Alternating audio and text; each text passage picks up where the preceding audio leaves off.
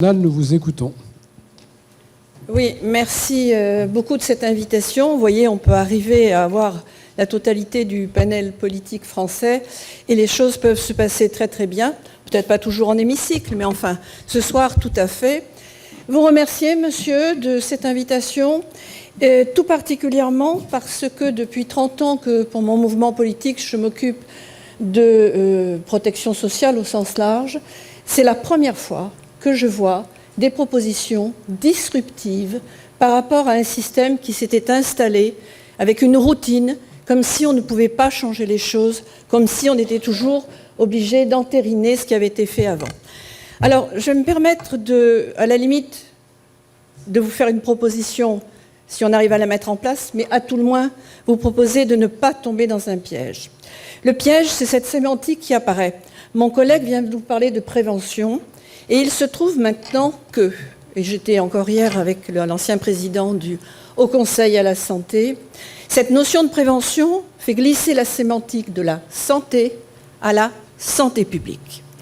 Or, la santé publique est une prérogative de l'Union européenne, en fonction de l'article 168 du traité de fonctionnement de l'Union européenne.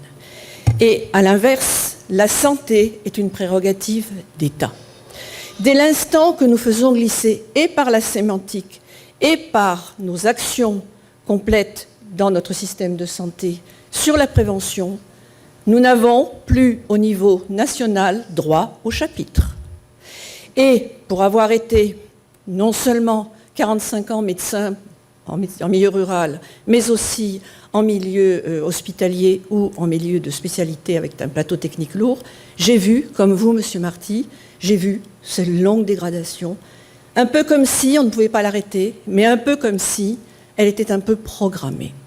Et je peux vous assurer qu'après 8 ans passés au Parlement européen, et pour avoir participé en tant que rapportrice à des dossiers, pas tant les directives stratégiques, celles-là, elles ne sont pas méchantes, qu'au règlement, eh bien, je peux vous assurer que quand le piège va se refermer, nous n'aurons plus rien à dire. Il y en a déjà un qui a été voté il n'y a pas très longtemps, qui était le règlement sur, à la suite du Covid, bien entendu, la résilience face aux menaces transfrontières. Eh bien, ce règlement décide déjà de fonctionnement interne à notre système de santé. Donc, il ne faut pas s'étonner, parce que les conséquences, c'est quoi? La financiarisation, M. Marty, obligatoirement, puisque l'Union européenne est essentiellement un marché, uniquement un marché et rien d'autre. Et à partir de là, nous avons les conséquences financières, les grands groupes qui arrivent.